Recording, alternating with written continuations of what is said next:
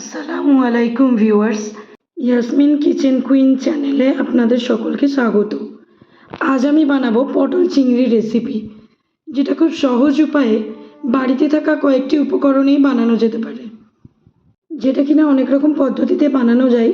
তবে আজকে আমি দেখাবো বাড়িতে থাকা সামান্য কয়েকটা উপাদানেই আপনারা কিভাবে পটল চিংড়ি বানাবেন। পটল চিংড়ি বানানোর জন্য আমি নিয়েছি পটল, আলু, আদা রসুন পেস্ট করে নিয়েছি, বাদাম পেস্ট করে নিয়েছি, একটু টমেটো পেস্ট করেছি। এখানে আছে চিংড়ি মাছ, একটু বড় সাইজের চিংড়ি মাছটা নিয়েছি। এখানে ফোড়নের জন্য আমি ব্যবহার করছি একটু দারচিনি, এলাচ, কাঁচা জিরে। মশলার জন্য আমি এখানে নিয়েছি হলুদ গুঁড়ো, লঙ্কার গুঁড়ো, একটু লাল হওয়ার জন্য কাশ্মীরি লঙ্কার গুঁড়ো নিয়েছি, জিরে ধনের গুঁড়ো নিয়েছি, সবজির মশলা নিয়েছি। আর একটা আমি মশলা নিয়েছি যেটা আমার নিজের হাতে বানানো, সেটার আমি রেসিপি একদিন আপনাদের বলে দেবো যে কী কী উপকরণে আমি এই ভাজা মশলাটা তৈরি করেছি। আজকে আমি পুরো রান্নাটাই করব সরিষার তেল দিয়ে। রিফাইন তেল আজকে ইউজ করব না, আপনারা চাইলে রিফাইন তেলে ইউজ করতে পারেন। তো আসুন, প্রথমত আমি পটল আলুটা একটু তেলে ফ্রাই করে নেব। একটা ননস্টিক প্যান নিয়েছি, যেখানে আমি একটু সরিষার তেল দিয়ে দেব পটল চিংড়িটা ফ্রাই করার জন্য।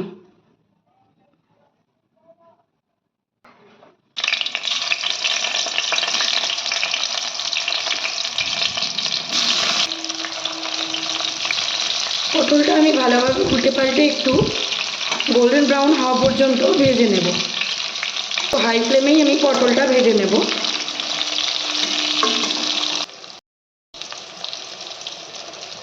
একটা সাইড ভালোভাবে গোল্ডেন ব্রাউন হওয়া পর্যন্ত একটু হাই ফ্লেমে পটলটা ভেজে নিতে হবে।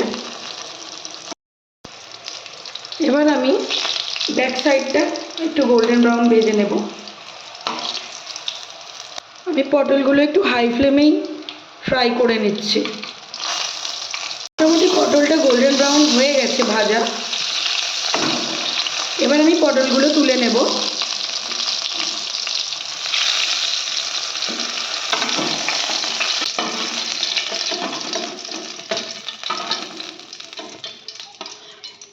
এবারে আমি আলুগুলো ফ্রাই করে নেব।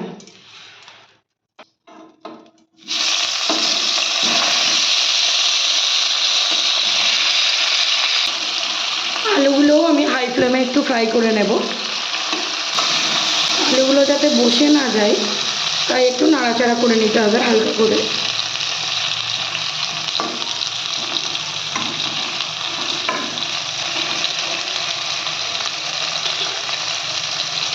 দেখুন, আলুটা প্রায় গোল্ডেন ব্রাউন হয়ে গেছে। আমাদের আলুটাও ফ্রাই করা হয়ে গেছে। এবার আলুটা নামিয়ে নেব। ফ্রাইড করার পর পটল আর আলুটা ঠিক এই রকম দেখতে হয়েছে। তাহলে আমাদের ফ্রাইড হয়ে গেল। এবারে আমরা যাব নেক্সট স্টেপে। যে ফ্রাইং প্যানে আমি পটল আলুটা ফ্রাই করেছিলাম, সেই প্যানে আমি আরও কিছুটা অয়েল দিয়ে দেব। তেলটা গরম হয়ে গেছে। এবার আমি ফোড়নের জন্য একটু কাঁচা জিরে নিয়েছি, দারচিনি নিয়েছি, এলাচ নিয়েছি।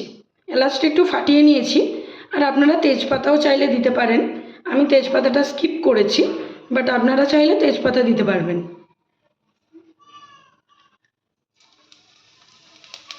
একটু লো ফ্লেমে ফোড়নটা দিতে হবে, নাহলে মশলাগুলো জ্বলে যাবে। এবারে দিয়ে দেবো পেঁয়াজ বাটা আর রসুন বাটা।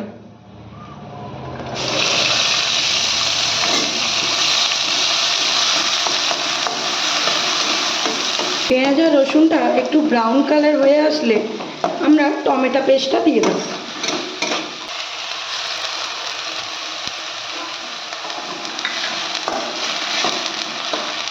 ততক্ষণ পর্যন্ত টমেটো পেঁয়াজ রসুনের জলটা শুকনো হয়ে আসে, ততক্ষণ পর্যন্ত একটু নাড়িয়ে নেব, মশলাটা একটু কষিয়ে নেব। দেখুন, জলটা প্রায় শুকনো হয়ে এসেছে।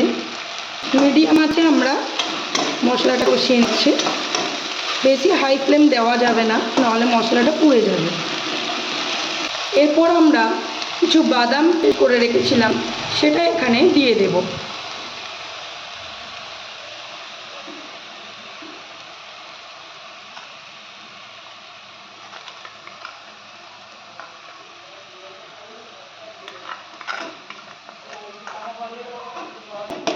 বাদাম পেস্ট দেওয়ার পর কিছুক্ষণ একসঙ্গে এটা কষিয়ে নেব। বাদাম দেওয়ার পর সব সময় নাড়াচাড়া করতে হবে, না হলে মশলাটা নিচে বসে যাবে। একটু গায়ে গায়ে লেগে যাচ্ছে। এবারে আমরা এর মধ্যে একটু জল দিয়ে দেব।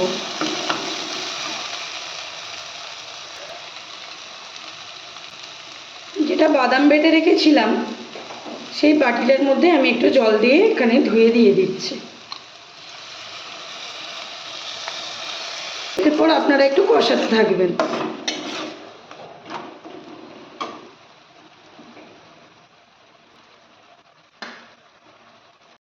একটু নাড়াচাড়া করতে হবে, যেহেতু বাদাম বাটাটা আছে, নাড়াচাড়া না করলে নিচে বসে যাবে মশলাটা।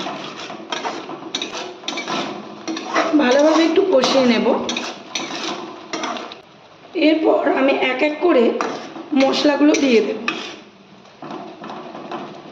ফার্স্ট অফ অল আমি একটু লবণ দিয়ে দেব। স্বাদ মতো লবণ দেবেন, কারণ পটল আলু ভাজার সময় অলরেডি নুন ওখানে দেওয়াই ছিল। এবারে এক এক করে আমি সব রকম মশলাগুলো দিয়ে দেব।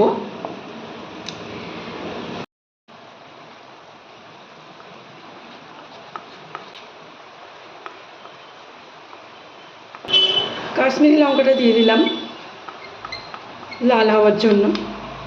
আমার হাতে বানানো মশলাটা দিয়ে দিলাম।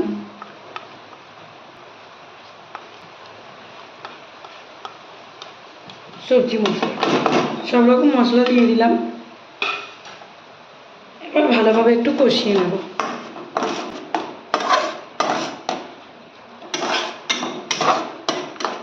একটু জল দিয়ে দেবো এর মধ্যে। একটু জল দিয়ে দিলাম। জল দিয়ে এবার ভালোভাবে একটু কষিয়ে নেব।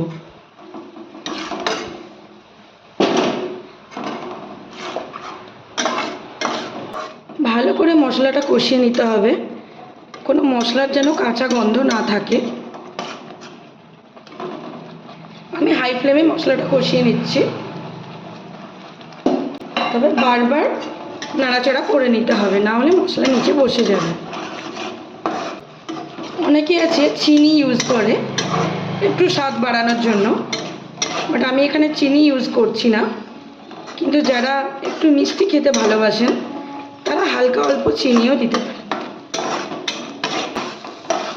মশলাটা যতক্ষণ না তেল ছেড়ে বেরিয়ে আসে ততক্ষণ কষিয়ে নিতে হবে, যাতে করে কোনো রকম কাঁচা গন্ধও না থাকে আর খেতেও টেস্টি হয়।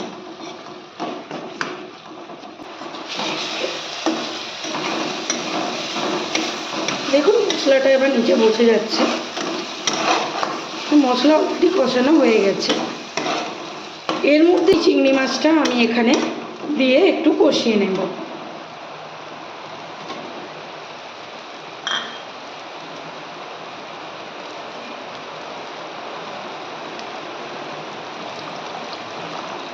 একটু সামান্য জল দিয়ে দিলাম, যেহেতু মশলাটা নিচে বসে যাচ্ছে তাই আমি চিংড়ি মাছটা দেওয়ার পর একটু জল দিয়ে দিলাম, একটু কষিয়ে নেব।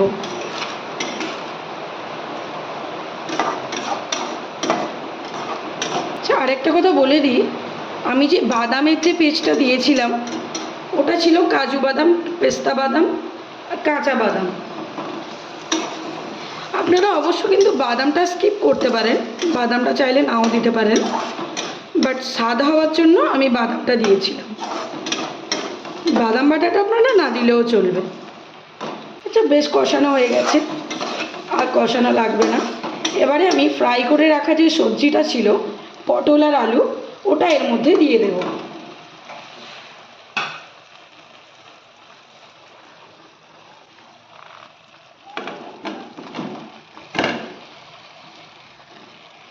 আমি একটু নাড়িয়ে নেব, একটু ভালো করে কষিয়ে নেব।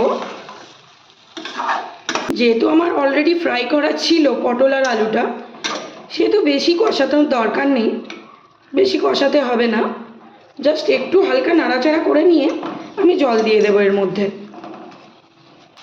অনেকে চিংড়ি মাছ পটল আলু কষানোর পর যখন ফুটন্ত অবস্থায় হয়ে আসে তখন ভাজা চিংড়ি মাছ দিয়ে দেয়, বাট আমি এটাই প্রেফার করব, চিংড়ি মাছ সবসময় আগে মশলাতে দিয়ে কষিয়ে নেওয়াটা সবথেকে বেটার।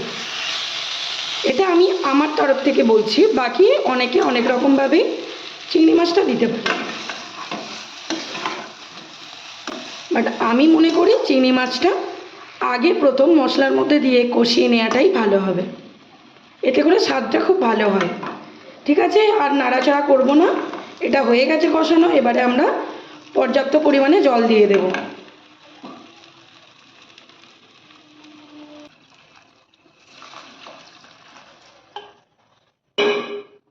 কিছুটা জল দিয়ে দিলাম।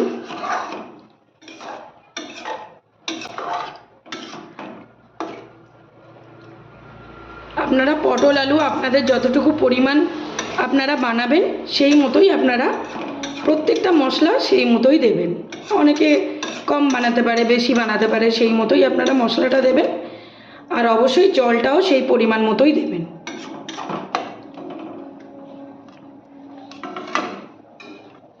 আর একটু আমি জল দিয়ে নেব। একটু নাড়িয়ে দিলাম, নাড়াচাড়া করে দিলাম। এরপরে আমি এটা মিডিয়াম টু হাই ফ্লেমে সিদ্ধ হতে বসিয়ে দেব।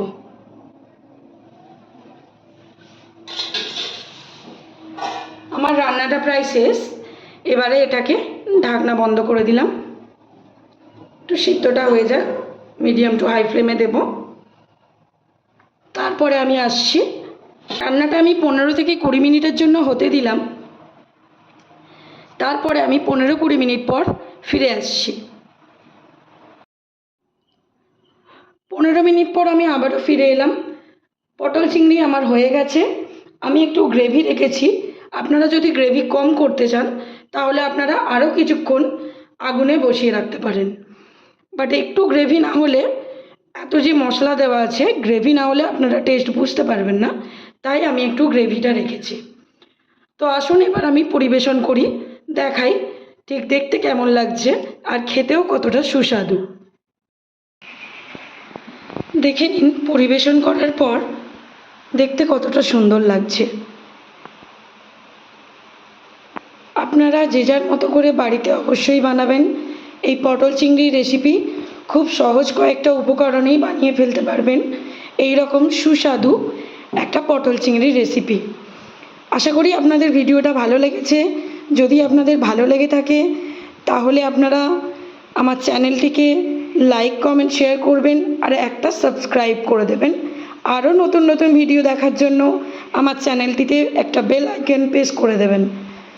আপনাদের অনেক অনেক ধন্যবাদ আমার সঙ্গে থাকার জন্য, আমার পাশে থাকার জন্য অনেক অনেক ধন্যবাদ।